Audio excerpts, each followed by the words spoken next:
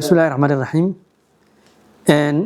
tababarkii maantay aan halkan ku qabanayna wuxuu ahaa tababar loo qabtay dhammaan agaasimayaasha maamulka iyo xisaabiyeyaasha wasaaradaha iyo hay'adaha madaxa bannaan ee dowladda Puntland. Tababarka waxaa qabanaya xafiiska xisaabaadka guud qaybihiisa reporting-ka oo xisaab xirada iyo qaabta qaabilsan iyo xafiiska TSA-ga oo qasada midaysan.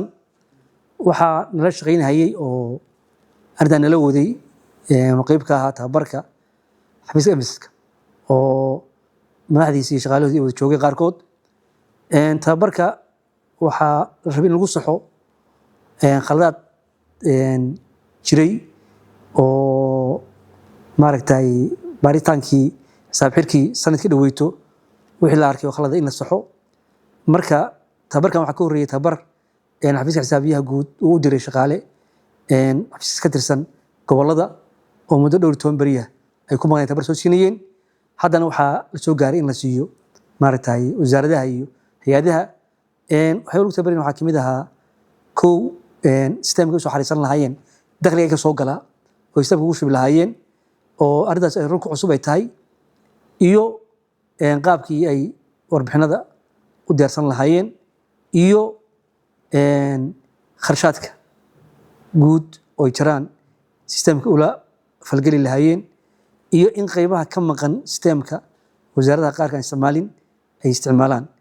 guud ahaan tababarku intaas daarnaa runtiina waxaa ka soo baxay waana miro dhal insha allah in shaqaalaha xafiisyada ay dalbadeen in reporting systemka lagu tareegareeyo laguna baro oo rabarda u baahan yihiin oo dhan ay ka helaan insha allah.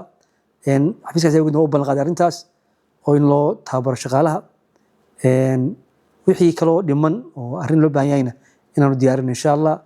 waxaan rajaynaynaa tababarkan ka weyn inaanu qaban doono wasaaradaha hay'adaha madaxa bannaan.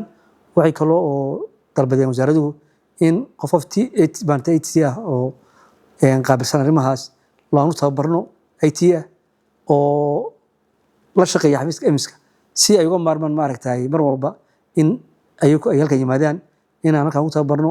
marka waxaan ku heshiinay in job training ahaan aanu xafiiska xisaab emiska lagu siiyo qof laba saddex qof oo IT-ga wasaaradda soo dirsadaan. arrintaas marka waxaan rajaynaynaa inaan u guurno dhinac wanaagsan oo dowladda ay noqoto e-government noqoto oo systemka lagu shaqeeyo manualkii in laga tago haddii la yiraahdo. marka arrintaas meel fiican bay maraysaa. waxaa kaloo aad looga hadlay tabarka qaabka dakhliga loo xareyn lahaa oo dakhligu soo daahi lahayn.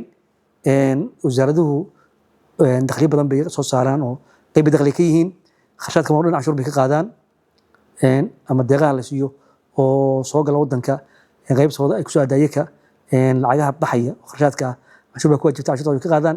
cashuuraas marka daahitaan baa jiray in isdaahinin. arrintaasna wasaaraddu si ay u fududeyso xafiiska TSA-ga arrinta qaabilsan waxaa mar walba la jooga haya qof ka socda xafiiska canshuuraha beriga oo arrintaas maaragtay fududeynaya insha allah. marka arrintaas waxay noqotay arrin miro dhala oo guula shirkan ka balaaranna way codsadeen waan u qabanayna insha allah. arrintaas ku saabsan tababarku